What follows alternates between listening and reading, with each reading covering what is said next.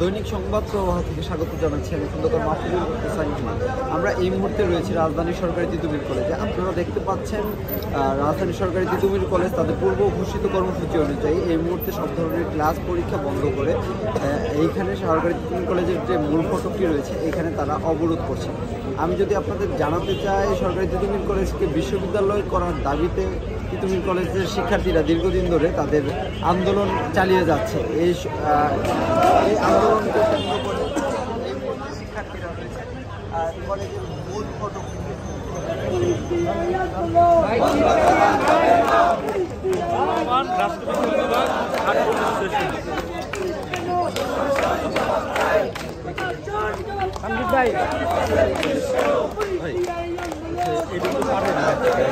ছবি নিয়ে বন্ধ করা যাবে না, বন্ধ করা যাবে না, বন্ধ করা যাবে না।